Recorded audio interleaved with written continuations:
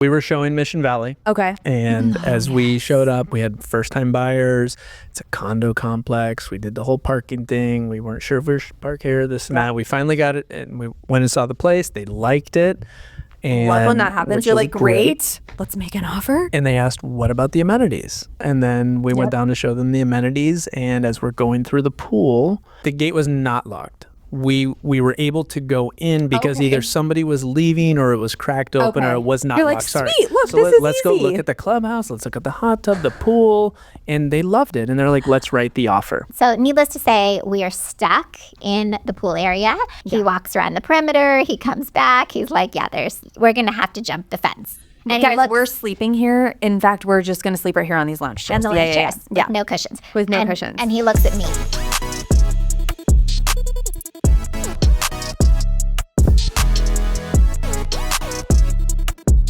Hi, everyone. Welcome back to Behind the Lockbox. I'm Stephanie Zalowski. As you can see, we are not in my living room today. And I'm very excited because we have Brian, is it Tague? Tague. I was going to practice this beforehand, too. And Emma Lefkowitz with us. You got my name right. I did. I'm a Zalowski, so like the whole like Polish stuff. Yeah, I get it. So we actually first met at the Deal Collective back in September. You guys did an interview with me there, and I'm so sorry. But Brian, something happened with your audio, and we had to scrap that. So I talked them into coming back today. But we're redoing it, and it's going to be bigger and better than it was then. So I'm excited. Brian and Emma are the power duo, and they run the Barron Team. Per their IG bio, they are passionate about helping clients win, which I really, really love. So with that, Brian and Emma, welcome back to Behind the Lockbox. Thank you for having us. So glad you guys are here. Okay.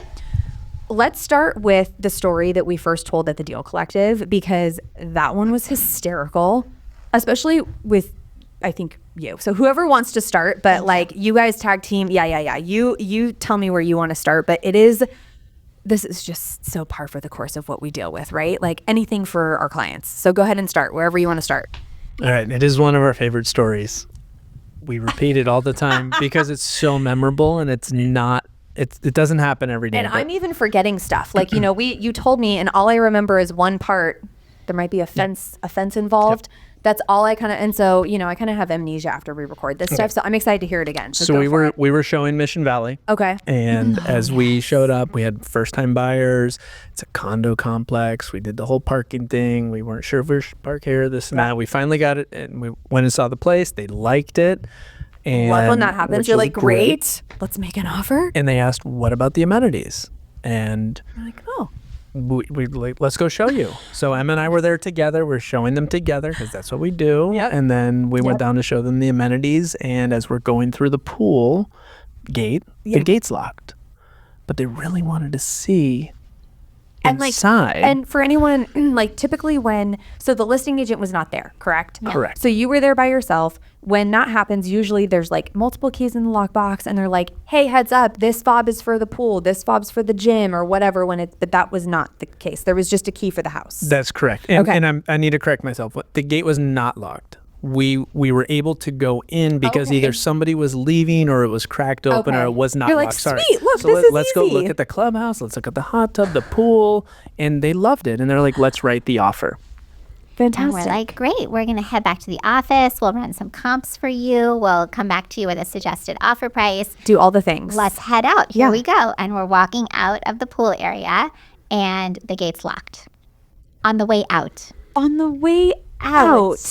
this is the puzzling part that and this was years ago, but still to this day is so funny. Like, nowhere else have I been in San Diego where you get locked into the pool area. No. Right? No. Normally Typically you're jumping a fence to get into the pool area, not to get out. And so we joke, it's like a Mission Valley mindset, like security to keep people in, security to keep people out. And so our agents on our team who live in Mission Valley, they are like, oh no, this is how it works in Mission Valley. You get locked in and you get locked out. Oh my God. We just, we were puzzled. So needless to say, we are stuck in the pool area.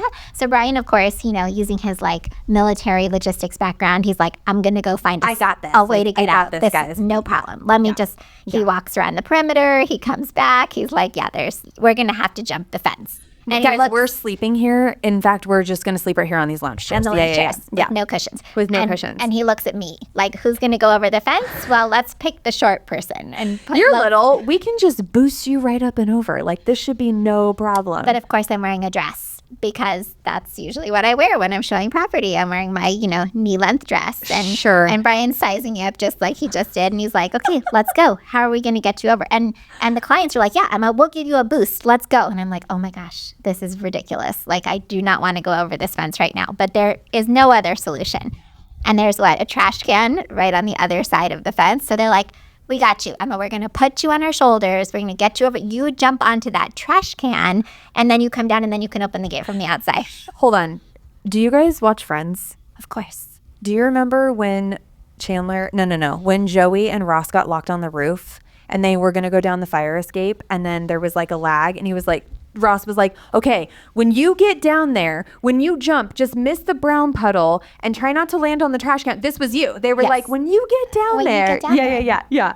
And this is one of my most memorable. It was it was a team effort. It wasn't just me. It was all of us getting her up and over safely and not appropriately. To just boost her right up and over so she goes flying. She did land on the trash can, and she stepped down, and you had to go find somebody with a fob because we were still locked in. Because you also could you like when you went around, the gate's now because it's shut, so it's completely locked. So locked on both sides. That's right. So, and I don't know why we didn't have anyone to call. We had our cell phones, but we probably just didn't know anyone in the complex. There's literally who would you call? And even if you called the listing agent, like if the sellers had the fob, like what was he going to do or she going to do? You know what I mean? Like there was nothing to be done. So had to go knock on a door, find a neighbor. Hi, excuse me. All my friends are locked in the pool. Can you please come let us out? You're like knocking on multiple doors. You're like, oh, by the way, I'm a real estate agent. Are you looking to buy or sell? Like, have you had any thoughts of selling your condo? Oh, your house is super cute. Can I see what's in there? Like that would be me. Yeah. And I'm sure they'd be like, why are you at my door? And why are your friends locked in the pool area? I don't think we're going to hire you as our realtor. It's a really long story, but I swear to God, I'm like better at this than I claim to be today.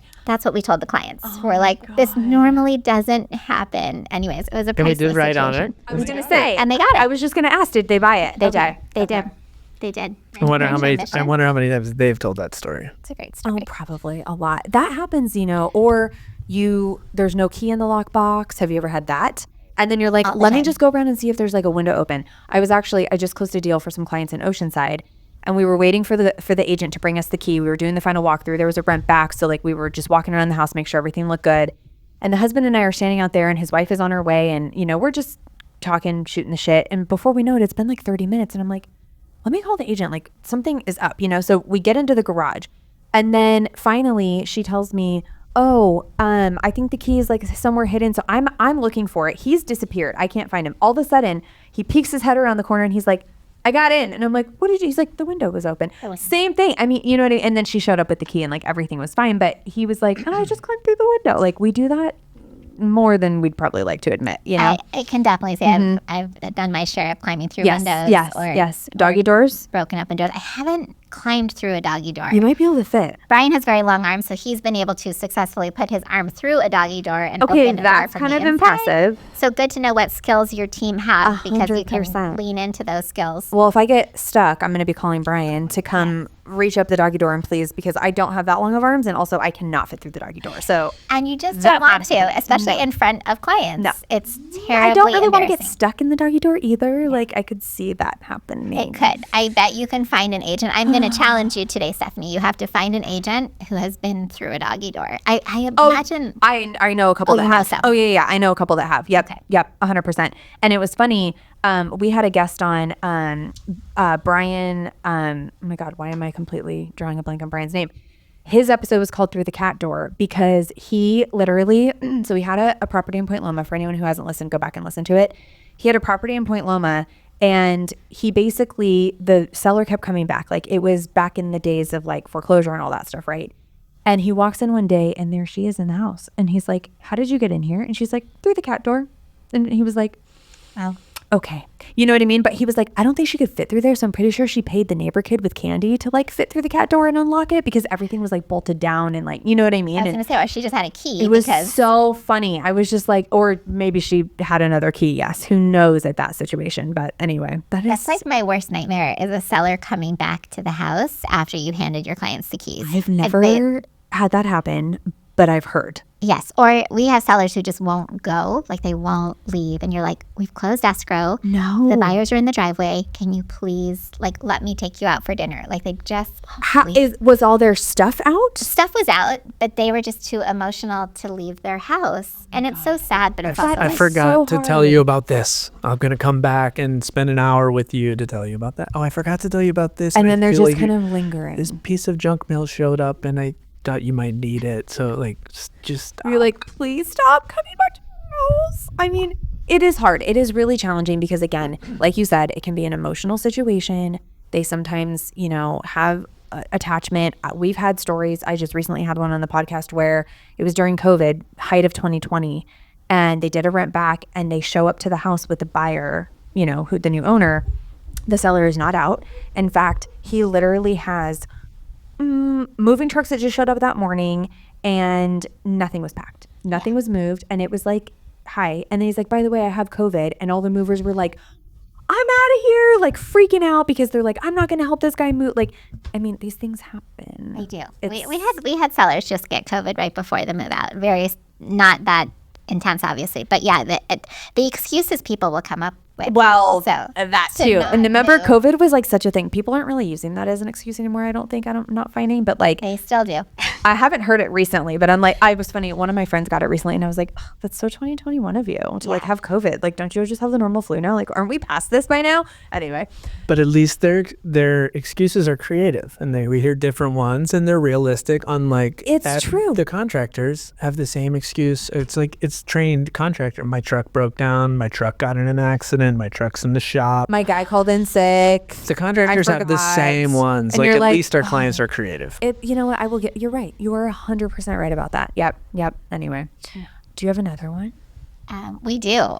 I know you have many. Well, we could do this all day, but I know. One of our more recent fun stories. This I have a recent one. Earlier this year was we had squatters in one of our vacant listings. Shoot.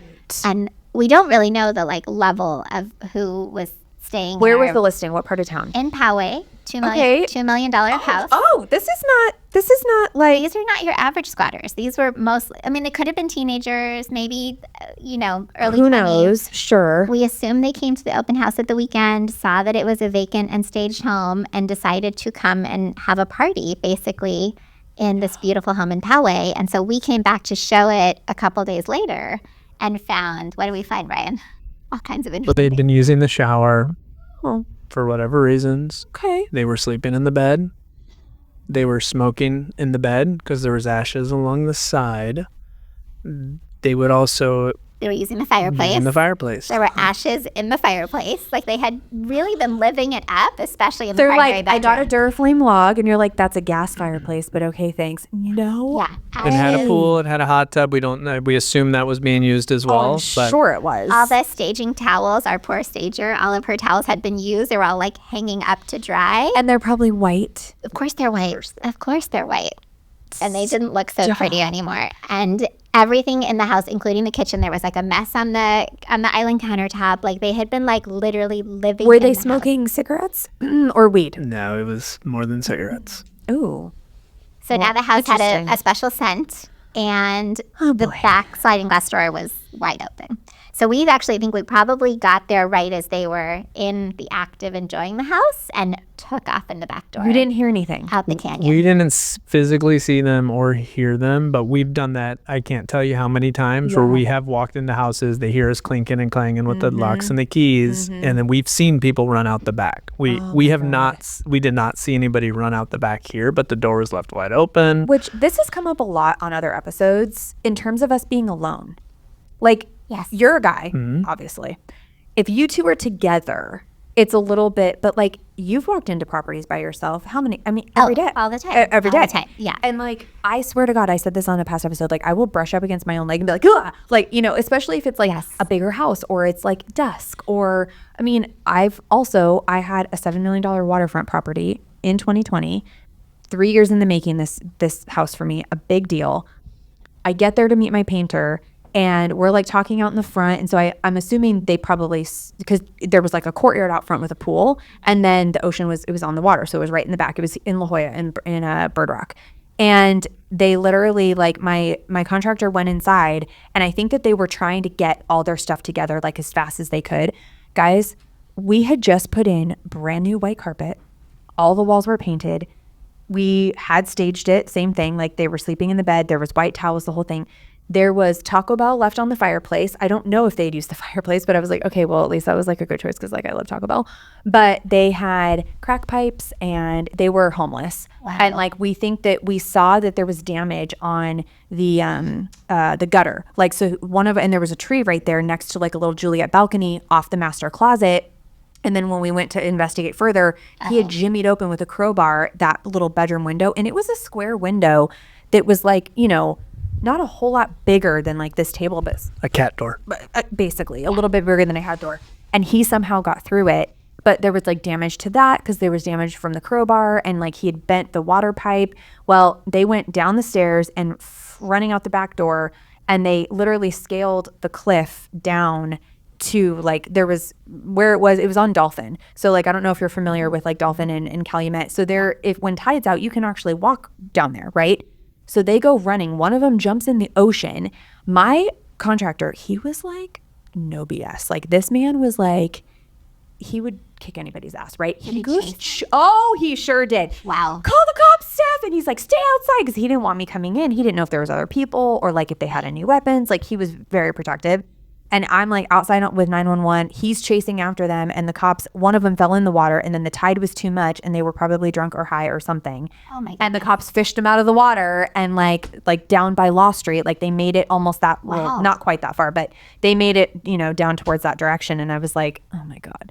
But they had ruined, I mean, there was black stains all over the carpet from their shoes. Cigarette burns in the carpet. It was luckily only in the master bedroom because that was kind of where they were coming in and out.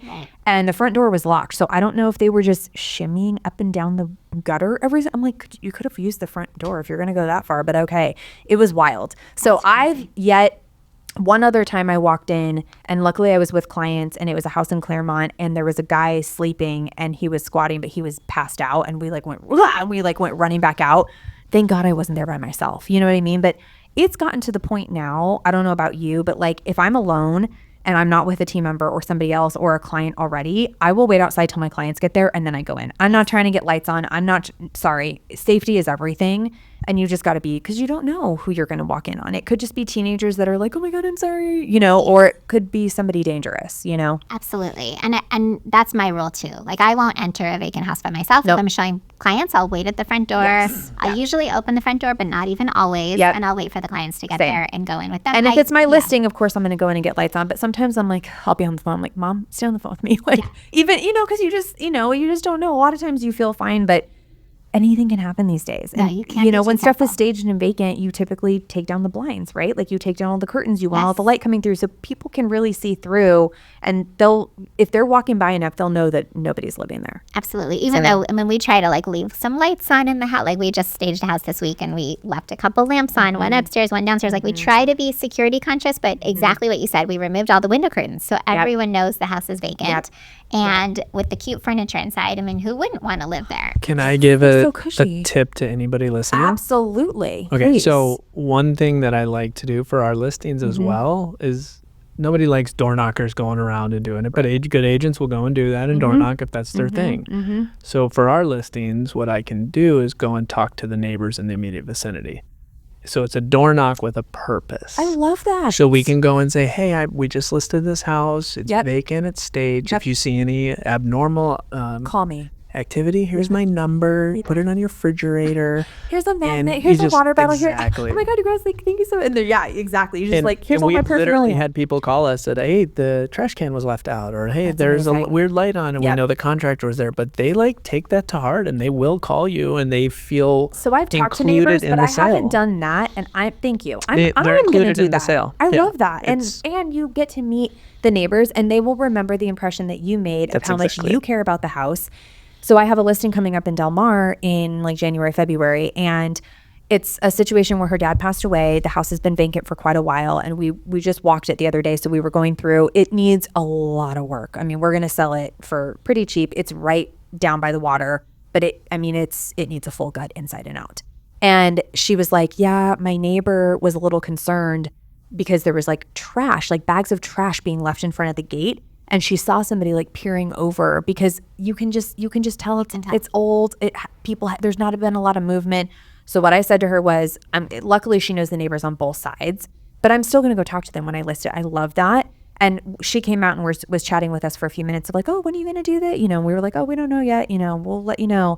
But what I said to her was, because the blinds kind of facing the courtyard to the front, because it's right on a really busy street in Del Mar, the blinds are not there. So I said, just go to Home Depot and get like the paper blinds, have them drawn all the time, and then get like a battery operated like lantern, because she turned off all the power just for safety for fire, and the water's off. So I said, just get one of those little battery operated lanterns, leave it on all the time. Those things have battery life for like ever. Then at night, it looks like there's a light on and somebody's there, and place them a couple places throughout the house. And then someone will be like, oh shit, somebody moved in. You know what I mean? So like there's things that we can do to try to make it look like people are there. You can put lamps on timers when the stagers have that. I've done that at a property before. But I love that tip. I'm going to use that. That's amazing. And they'll call you. The neighbors will call you. Sure. So the unintended consequence of that is every time an old Amazon or an old UPS or whatever, they will also call you for that. 100%. Every time, which is not a bad thing. It's not. But, hey, that Amazon I called you about 2 days ago, it's still there. I'm like, I'm coming to get it. I guess Okay, I'm coming like, to get it. yeah, So yeah, that is the exactly. unintended consequence. But the good news is you're saved in their phone, and hopefully Well, you'll a get lot it. of times, depending on where you are around town, our signs are up, right, with our info. But like in La Jolla, where I operate a lot, you can't have signs. So therefore, they're having to look on Zillow or Redfin or whatever. And so I really, really like that. And it's hard to find our numbers, surprisingly, sometimes when they really want to find us. It's hard for them to find us. And this tip works for rental properties. It works it works for everything. And it's a great way, again, to get your name out, but also to tell people, I care about my listings. Yes. I want to prioritize this. And if there's any issue, just call me. No, I love that. The most recent phone call we had from a listing in Scripps Ranch actually was the neighbor across the street who was like an original owner. He'd lived there for 40 years. Those So are he's he's keeping his eyes on that house. He's standing at the kitchen sink like my grandma used to do, just standing there. And I'd walk in, I'm like, what are you doing? She's like, I'm just looking at the neighbors, like just watching. I find myself doing that now, and I'm like, oh my God. Anyway, So he called us and he said, Emma, there's like a couple standing outside the house staring at it, and I think they want to see it. Do you want me to go over there and show them the house for you? Literally. And I'm like, wow, thanks, Bill. I really appreciate it. And I do have a for sale sign in the yard with my phone number on it, so they could. No. I said, no, that's really okay. I really appreciate that. Thank you so much. If you do want to go give them my phone number, because maybe they didn't see it on the for sale sign. The giant sign with my face on it. Just kidding. That But would be great. Yeah. Anyways, he goes out there, he does chit chat with them, tells them about the house, the community, the neighborhood. They eventually do call me.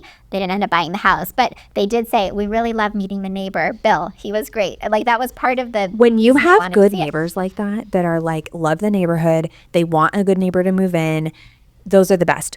The worst ones are when you've got someone next door that's like, let me tell you about this neighborhood. And, this was a crack house next door. And you're like, okay, Tom, can you please stop talking? Like, yeah.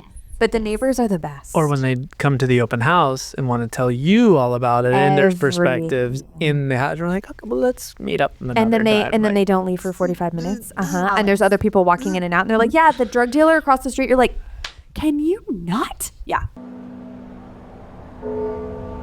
Behind the Lockbox is sponsored by Property Showcase Group.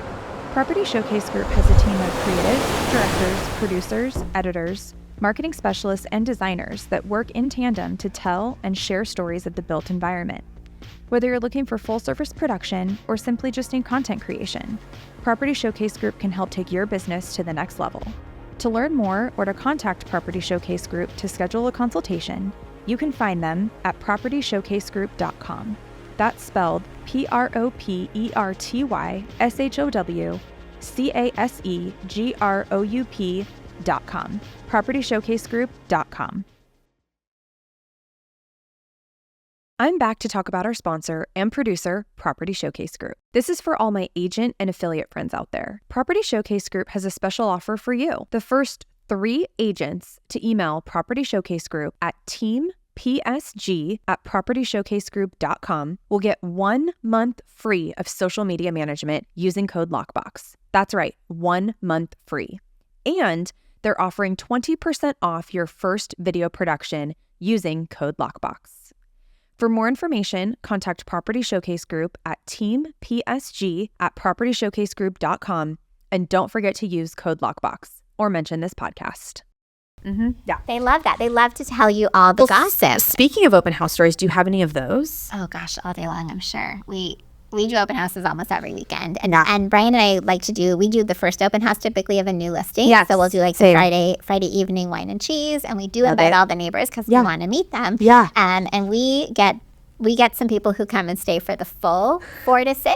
They're like, great, this is a party. Sit down dinner. You're like, drink the whole bottle of wine. Do you remember the gentleman who drank the whole bottle of wine? Oh my goodness. And eat all the cheese and crackers, which that's what it's there for. Of course. But they stay for the entire event like it was a party. Hysterical. And chit-chat the whole time. So that's kind of our thing. We do the wine and cheese, Yep. and people see our signs on off none 1 to 4, and then they'll come because they expect wine and cheese. And we were in a different part of town. Like, we have our sphere and we have our farm. Yeah. And that's where he lives, and that's where our signs are. That's where he pops in all the time.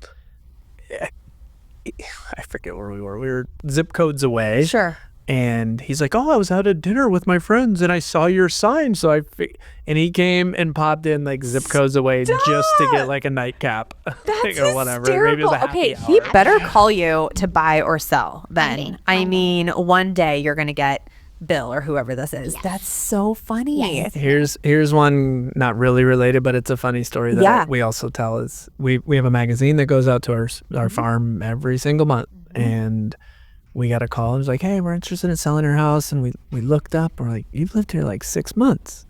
And we're like, "Okay, maybe something happened. You never know." So we went on the listing appointment. Yeah, we went on the listing appointment. He gives us the tour. Super excited. He introduces us to his dog, and like it was all about his dog. We're like, "Oh, what a cute dog." Yeah. Did the whole thing, and at the end, I don't know how did it come out? I'm gonna start laughing. I'm like, oh God. At the end, he didn't want to sell his house. He was soliciting his dog to be in our magazine. He wanted his dog to be featured as the pet of Because the we month. have a pet of the month page, and he wanted his dog as the pet of the month. So we had to go through an entire listing presentation with Jen. An hour. And then at the closing was, "And by the way, do you think my dog could be in your magazine?"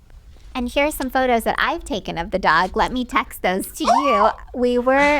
I was so annoyed. I remember. I was like, okay, wait a minute. At what point did he then say to you, we were by the way, we were walking out we the were door. walking down the stairs. Like, he'd given us the full tour of the property. so then at the end, then he's like, "Oh, by the way, my dog," you're like, "Oh, okay, your dog is cute, but let's talk about price or motivation." He's like, "I'll be in touch." And then you leave. And then he's like, "Actually, he came clean." He came clean. He said, "Eventually I will sell this house. And when I do, I will call you guys. It won't probably be very soon. But in the meantime, can I please have my dog featured in your magazine?" And we were like, wow, okay. I mean, that's an hour of my life. And the truth is, he will one day sell his house. And one day we will be the listing agent. And But he could have just texted us. He didn't even need to call. He could have just texted and said, "Here's a picture of my dog. Could I have it in your magazine?" And we would have said yes. Of course you would have. And especially because then you're like, hey, now I got a contact when this guy goes to sell. He didn't need to go through. And okay, let's talk about this for a quick second, because this has also come up recently. For everybody out there listening who's not an agent, we get all kinds listening. Please don't waste our time like that. Like, you know what I'm saying? Like, we've had agents come on this podcast where, you know, there's been deliberate, like, really bad things where people kind of like to screw with agents. And I think that there has been somewhat of a stigma in the past, right? And we're really trying to change the whole dynamic of what we do and how much we really do. And part of this podcast is talking about that. Everything that goes into what we do, the time, the money, everything spent. How much did it take for you to get ready for that listing appointment? Oh, I'm sure a couple of hours Exactly. of preparation. Yeah. And, you know, if we build like an attorney bills, we'd all be having this conversation. I've said this a lot lately in my oceanfront mansion. We would not be in a studio. Do you know what I mean? Yes. So like, it's one of those things where, yes, you have such a good attitude about it, because I've had some people who have kind of, I don't want to, screwed over is kind of a dramatic way to put it, but like something has happened and I didn't end up getting the deal, but I still was like, I went to their closing. I was so happy for them. And by the way, they just called and they're like, we're ready to sell, and they're going to use me because we went about it the right way. But all that to say, it's still one of those situations that, like, guys, if you're not going to do that, like, please just text or call and don't run us around town, because it's a lot. And time, we were just talking, time is our biggest asset. You know what I mean? Or So- just be open and honest up front. Like, what is your goal? Because Exactly. we get this all. We probably go on 7 to 10 listing appointments a week. Sure. And a couple of those are always just people wanting our opinion on their house, Yes. because they're going to list with their sister, their friend, or they already signed with an agent. They just want to know, because we're the experts in that field, what our thoughts are. Like, Or if they the just other come thing, in, sometimes it's a big decision. They're like, should I actually take this plunge now? Should I move? Is this really what I should do at this moment?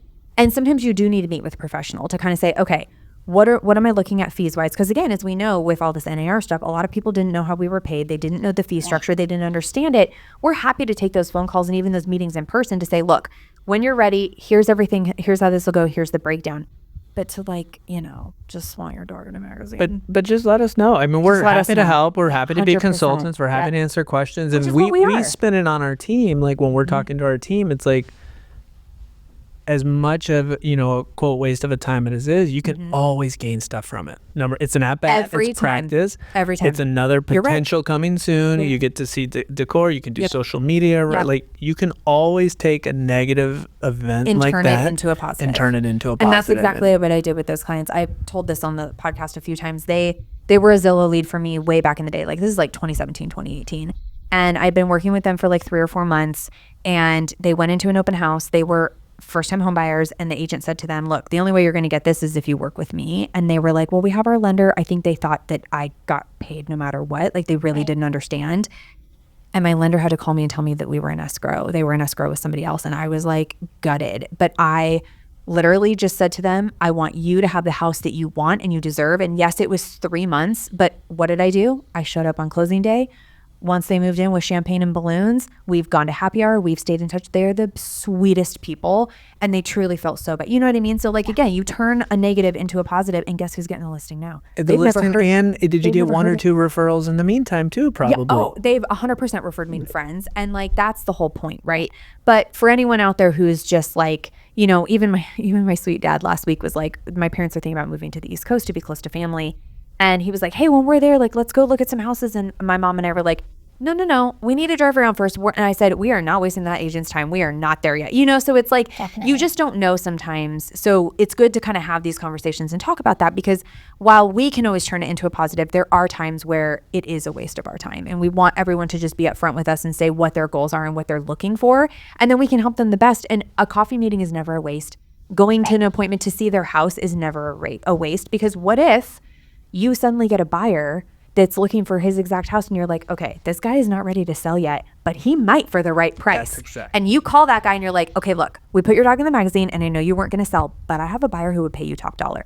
Deals like that happen all the time. So it is not a waste, but it's definitely, people need to understand what it takes for us to get ready for a listing presentation, to put buyer showings together, to do all those things. Because I really think with the TV shows these days and stuff, you know, that's part of the educational piece of this podcast, is really just kind of letting everybody know what we actually go through on a daily basis. And that is It's a lot. spot on. It you can grab something out of it. And that example of, I know you weren't ready, but is, we do that all the time. And I think for all the newer agents listening, so many of them come in wanting that instant gratification. They do. Wanting that. This is a marathon. This is not a sprint. I showed 10 people. Why aren't we writing it? Like, these are relationships. Trust. Have you worked with a buyer for like 6 to 9 months before you actually pulled the trigger? Or 2 to 3 years. We just closed on a 3-year buyer. Yep.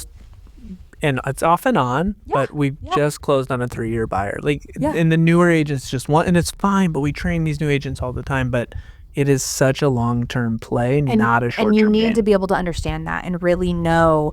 And when you have that mindset at the long-term play and you don't have the commission and all the money in the forefront, because it can't be about that, it will come. And it will come easy. You know what I mean? Like, it won't be such a struggle constantly, which is what we want. So, Right, yeah. absolutely. I think, and what you were talking about, taking the high road, especially with those clients who got with another agent. You have to. That has happened to us so many times, but it always turns out somehow for the best. You don't always know why or how, and we believe in karma. So I do too. It eventually comes around. It I've does. had clients who bought a house at an open house by accident, and then they do feel legitimately terrible. They do. So they end up being your biggest referral source. And They do. when they go to sell, they're like, I now get it. I know, I understand, understand. whatever the case may be. Exactly. And, there's also something too. I've had stuff not work out, and it was for the better because that buyer or that seller was very toxic. I mean, Yes. we've talked about this a lot on the podcast. Like, we have to have boundaries in this business. Like, I'll do just about anything to close a deal, but just about anything. And I've gotten better as the years go by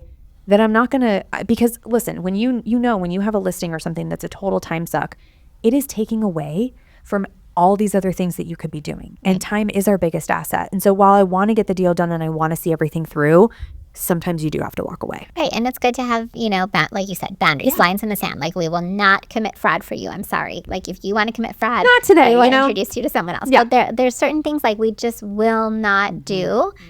But 99% of the time, we'll do anything for a client. We'll bend over backwards. We will work late at night, early in the morning, on the weekends to get the job done. But don't you find that when we put that out there, that they are always so appreciative? Like, when you're showing them how much you're doing and you're putting it out there and you're doing the follow-up and you're communicating with them, they're like, damn, okay, like, you're really working. It's 9 p.m. And I'm like, it's okay. Like, I'm going to bed soon, but like, I wanted to get this to you before I went. You know what I mean? Like, and I that's not for everybody, right? Like, I'm a little bit sick in that way where, like, I also like to take some breaks during the day because there's some things I need to get done for myself or whatever the case may be. After dinner, I'll go back and finish up some stuff because I don't go to bed super early. I'm just not wired that way, right? Like, I'm not up at 5 a.m. I'm a 6:37 a.m. girl. You know what I mean? And so I can stay up a little bit later and do those things so that I'm prepared for the next day. Yes. So that's also kind of the great thing about this business is you get that flexibility to kind of, structure your day how you want. And you can also kind of structure it around the client sometimes if you need to. So Absolutely. No, and when we're talking with like our newer agents on our team and we tell them like set your schedule around what works for you. If you have to pick up your kids from school, if you have to 100%. Do this certain thing on the weekend, we understand. And of course you need to block off that time and then you also need to block your work time. So if that means you're going back to work from 7 to 9 at night or going on listing appointments or meeting with buyers because you took off the afternoon, that's perfectly whatever works for you. Right? Just make sure you're getting it done. But you can control your own schedule. You just have to know your schedule. And that's the beauty of it is you can go and drop your kids off at swim meet or swim practice or whatever it is, but have that call scheduled for 5:15 because you drop at 5, you prep for 15 and you do that consult. And it just makes your life so much easier. And I think that a lot of younger agents, haven't you heard so many people say they got into the business for the flexibility of Yes, the hysterical. flexibility. It's hysterical. So funny. I will say though, I mean, we can kind of work from anywhere. Like, I travel a decent amount and I am still closing deals. You know what I mean? Absolutely. And so that's the beauty of it. And also having help and having a team and having people behind you, that the network of support. Like, I, as a lot of people know, recently did leave my team. I've been with the only team my whole career. I'm now a solo agent, but I've had so many friend agents network around me and rally around me and say, I know you're going out of town. If you need something, you call me. And it's amazing. That's like, huge. It's huge to have that support system. It takes a village, regardless of what you're doing, raising kids, running a business, whatever it is. Like, we need each other. And so I think that that's a really cool piece too. But I will remind people listening to that point, because I tend to travel quite a bit as well. We both do, or we try to. Yeah. The clients don't need to know that you're traveling. Thank you for bringing that up. I learned this lesson the hard way this year. I need to check the time. Okay, we're okay. So certain clients you kind of feel like maybe you can be a little more forthcoming with, right? And you want to be like, hey, I'm going out of town, whatever. I had some big family stuff going on this year that was very serious, and I needed to be there for my family, and I needed to be out of town for them. Like, it was very, very serious. And I let them know what was going on because, I was like, look, I'm going to be around, but like, I do have to focus on this. I have a partner. I have a team behind us.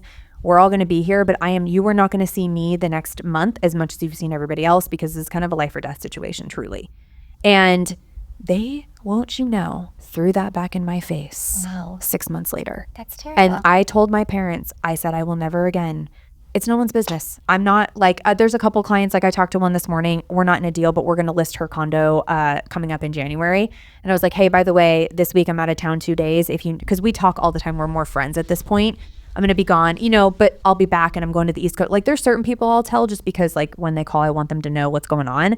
For the most part, though, we need to set boundaries as agents. Like, we have lives too. We have families. We have things that are going on. Like, to berate your agent for being there for her family when it was a life or death situation, it could have been, I'll never forget it. And I was just like, wow, you know what I mean? Like, not and okay. there's those two types of people. There are. They either don't care. Right. So if it doesn't involve the transaction, Right. just don't tell them. Just keep doing the best you can do, or And have lesson somebody learned, take and I over. should have known this by now. Or but it's the people that care too much and they're like, I'm not going to bother you. I'm just going to call Redfin a and good go point. get it. We're like, whoa. I just wanted to let you know that's I'm a not really here. good point. So then don't even say mention anything, it. because we do anything anyway. We pick up the phone regardless. I was in the That's hospital and I my was point. working next to the hospital bed. Do you know That's what right. I mean? Like, Yeah. I was there working the entire time and it kept me distracted, but I was on my computer on the phone still closing 2 deals during that whole time, and no one even knew I was gone. And that's it. And as long as you have your cell phone, I mean, we're so fortunate to live in this digital age. 100%. We can work from anywhere, and we do. I mean, we both traveled internationally this summer, and we continue to work and be on our cell phones. And you have Oh God, when I was in Italy, I closed like 3 deals, and everybody was like, it was like 11 p.m. We're having a pizza party at my brother's wedding, and I'm drinking an Aperol Spritz, and I'm like, okay, I can talk for like 5 minutes, but then I have to go. You know what I mean? But I was still closing stuff in Italy. And so if you structure it, like you said, the right way, you know how to do it, you know what to expect, and you can kind of run your schedule and make sure, you know where you're going to be, and you're organized in that way, you can do it from anywhere. I actually think I'm better at working on a very tight schedule when I'm traveling, because I have to, right? Because you have to. You only have a short window of time to get things You get done. everything done, and then off you go. And then you can take off for a few hours and then come back and do it again. Whereas when I'm here and I'm like just attached to my cell phone all the time, I'm just putting out fires. But when we travel, we're very regimented, and I work 7 hours, and then but there's no reason. I mean, we don't know when our dentist is traveling. I don't know when my attorney's on vacation. Like, no one else needs to share their lives. We always feel like we do because we're so emotionally connected to our clients. But honestly, I think it doesn't need to be that way, they though. don't need to know, nor do they really want to know. They like to know that you're working, but they don't need to know where you are. Exactly. And so I have definitely, as somebody who does get emotional with it and wants to like do everything, be there for the client, I really pride myself on like that communication piece. I've scaled that way back because I'm like, they don't need to know. Like, I'm getting it done. That's all that matters. So anyway. These are just lessons from life experience. Life experience in the business. And again, with all these new agents flooding in, like, this is something that they should know. So one tied to that too, and this is everybody, but especially the younger, newer agents, which we want to see succeed and we want them to grow and do so well. Yeah. You have to have some business acumen though with their social media. Yes. Because if you are traveling, your clients don't care, don't need to know, don't want to know that you're traveling. Yep. But watch what you post, because they're constantly interviewing, constantly judging, constantly looking. 100%. And your stories, your reels, your posts tell a story. Of course they do. And they're going to, that could make or break your business transaction with them. So just be very smart, bigger picture. It's not just opening a door and closing a door. It's so much more I've than actually that. heard, I don't know this agent personally, but somebody else told me that recently an agent got fired off a listing because of something they were posting on social. Wow. And you think that even if it's like an older client, you think that they don't follow you or they're not looking. They can look. They all do. They all do. Why wouldn't they? I actually think they vet us on social now. A lot of more than them do. even reading our reviews on Google or Zillow. Oh, I couldn't agree more. I think they follow us on social I media. couldn't agree to more. see And they're what wanting to type of see person. what marketing we're doing. Are we posting our families? Are we good people? Like all those things. If you're posting yourself like in a strip club, maybe that's not the best look. Okay. Or maybe you're just not a fit for that client. Exactly. Some Go back clients- to one that some clients don't care. We had a listing we did not get because clients thought we were going to be too busy for them. We do 3 to 4 new listings every single weekend. That happens. They thought we were going to be too busy for them. We are dialed in. We're never too busy for anybody. Yep. They signed with Isn't another that the bitch of agent. success sometimes though? But they signed with another agent. We saw it go live. We looked at the listing, and I kid you not, on social media, that agent did not hold their open house the first weekend, and that same agent was on social media partying in some city, not even in San Diego. And you're like, Wow. okay. That's when that'll come back to you, though. They'll be like, okay, wait. Oh, it's still on still the market. sitting. We actually wrote an offer for it's still sitting. You're like, hello, seller. We Remember wrote an me? offer. I have They a did buyer for not you." take it at the time. It's 60 days later now. It's $150,000 less, and they still haven't sold that house. It's unfortunate. Karma. Karma. It's unfortunate. But you know what? That could come back around, and then you're going to sell it like that. And we'll be ready. And you'll be ready. I love that. I love it. Okay, let's play a quick game. Oh, okay. I forgot my note card game, but or my note cards for the game, but I have it on my phone, so lucky for us. Okay, I'm going to ask you, the game is called Punch List, so we just hit you with 3 questions. So I'm going to ask you a question, first thing that comes to mind, okay? What is the weirdest thing or situation you've ever walked in on? We've had some doozies, like walking in on tenants, anything like that. Definitely done that. Oh, what's the weirdest? Sorry, I went away from real estate and I went back to my college days. Somebody elaborate literally, real estate. when I've asked this, somebody goes, wait, in real life or in real estate? And I was like, well, shit, tell me about your real life. What does that mean? They're like, no, I don't want to tell you. That's where I went. You can't think of anything. Okay, no. I mean, you had a squatter, so like that's kind of one thing. You know what I mean? I've walked into full-on rifle with ammunition on the bed during a showing. I thought that was the craziest thing. Like full-on guns. I had Brianne Stauffer walked in. There was like a gun on the back of the toilet tank, like a Glock, and I was like, "Did you touch it?" She's like, "No, I didn't want my fingerprints." I'm like, "Oh my god, good idea. Yeah, don't touch it." Like that's a little like it's a little unnerving. Where I'm not afraid of guns, but I'm like, okay, let's keep it moving, guys. Like, what if the client had kids though? Right. And you turn your back on the kids and you didn't see the gun that was out somewhere. If you go to see the view and the kids go to the bedroom and there's a gun sitting there, oh my god, scary. That's my answer. That's very My answer would probably be we've been to several homes of hoarders, and I've seen some fascinating things that people decide to hoard. Yeah. And it's sad, and then it's like reality because you see it on TV, but actually seeing it in person is very different. Rough. It's really rough. Yeah, I've been in houses where you have to walk through pathways and stuff. Yes. Yeah. Okay.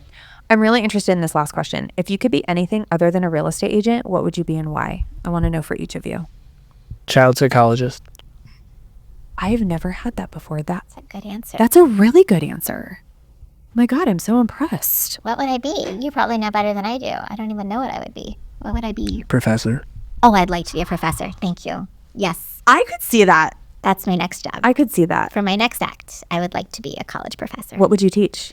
Well, so I could either teach real estate or my master's degree is in psychology. So could teach psychology. I mean, doesn't it come into play so often? Like we need, every day. Whether it's child psychology, because like some people look like children, or regular psychology. I mean, we're really dealing with that all the time. So it's like the best degree you could have to become a realtor is psychology. Yeah. It is so, I mean, everything we do from working with our team and our agents to working with clients, it's so much more. It's buyers, it's sellers, it's marketing, it's all print marketing, it's social media. Because there's a psychology to marketing. There's a psychology to everything. And it's not even just how you deal with people. It's reading people. It's reading the room. It's understanding what they're thinking. Like all those things. Like you really have to be self-aware enough to like when to listen, when to talk.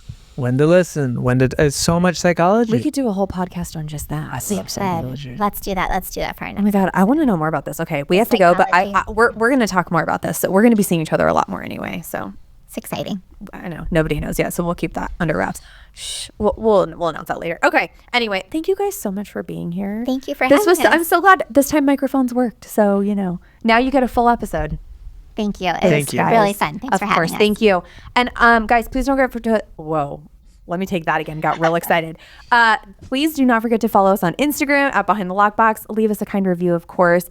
And don't forget to download the show. We need the downloads. So thanks for listening. And thank you guys again for being here. And we'll see you next week. Thank you. Bye, guys.